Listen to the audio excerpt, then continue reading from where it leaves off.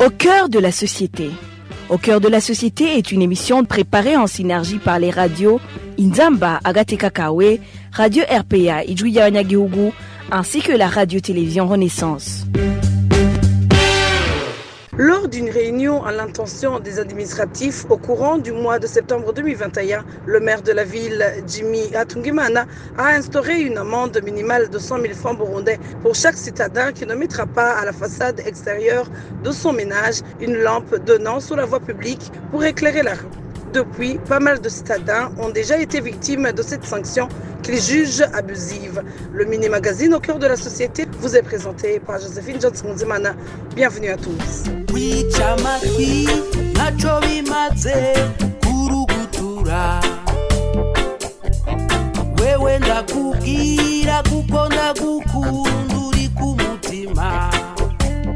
Pour que Bujumbura soit une capitale économique digne de son nom, les citadins doivent sauvegarder la sécurité pour que certaines activités commerciales se prolongent même pendant des heures tardives de la nuit, selon la vision du maire de la ville de Bujumbura. À cet effet, Jimmy Atungimana a mis en garde tous les citadins qui n'ont pas d'éclairage donnant sur les avenues et les rues dans différents quartiers de la capitale qu'ils seront infligés une amende de 100 000 francs burundais et plus. Les administratifs, il faut être strict. Il faut redoubler d'efforts pour vérifier si la mesure de mettre les lampes dans les ménages pour éclairer les rues est respectée. Ceux qui ne respectent pas la mesure vont payer des amendes. C'est toujours des amendes de 100 000 francs et plus, parce que ce sont des réfractaires. La mesure n'a pas tardé à prendre effet. Plusieurs ménages dans différents quartiers de la mairie de Bujumbura ont été sanctionnés par une amende de 100 000 francs burundais. Une sanction que les habitants de la mairie de Bujumbura et les hommes de loi jugent abusive. Pour maître Gustave Niyonzima, cette mesure du maire de la ville viole le code pénal et la constitution burundaise. Et les sanctions prises à l'endroit des habitants d'Okibenga par les pouvoirs locaux sont contraires à l'article 643, alinéa 1er du Code pénal, et à l'article 23 de la Constitution.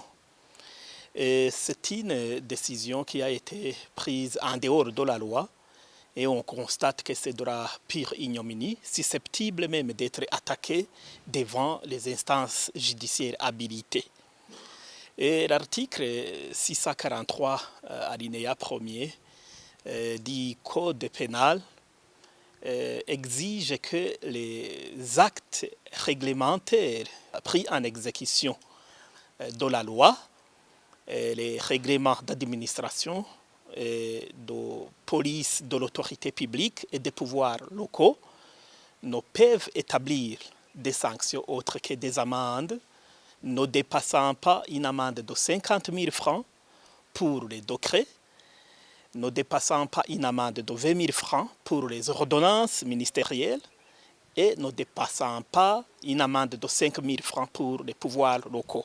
Ici, nous sommes dans un cas où ce sont des pouvoirs locaux qui ont pris cette décision illégale et contraire à l'article 23 de la Constitution et 643 alinéa 1er du Code pénal.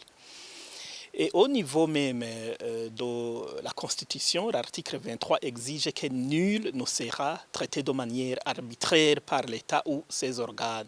Pour maître Gustave Niyonzima, le gouvernement sera obligé d'indemniser les ménages victimes de cette sanction au cas où il déciderait de porter plainte devant la justice. L'État a l'obligation d'indemniser toute personne victime d'un acte arbitraire de son fait ou de ses organes. Alors ici, on voit que ce sont des préposés de l'État, donc ceux qui sont chargés d'organiser les pouvoirs locaux qui ont pris la décision sans en avoir la compétence, aussi en appliquant des lois qui sont en dehors de la loi prévue par le Code pénal. Et les victimes donc peuvent attaquer l'État en justice devant la cour administrative où la dite cour tranche les litiges entre l'État et les particuliers parce que ça a été pris en dehors de la loi et exiger une amende de 100 000 francs alors que la loi est claire en la matière, c'est vraiment, ça relève vraiment de la malveillance, de l'injustice notoire et c'est contraire à la loi. Donc on voit qu'actuellement, il y a une sorte de roi télé où chaque administration applique sa propre loi au lieu de se conformer à la loi. C'est vraiment horrible pour la population burundaise qui est engoufflée même par une pauvreté aiguë en se voyant châtiée de manière illégale par celui qui était censé la protéger. C'est cette lecture de Maître Gustave Niyonzima qui met un point final à notre mini-magazine Au cœur de la société. Joséphine Johnson-Mondimana qui vous le présentait vous donne rendez-vous samedi prochain. Au revoir. C'était l'émission Au cœur de la société.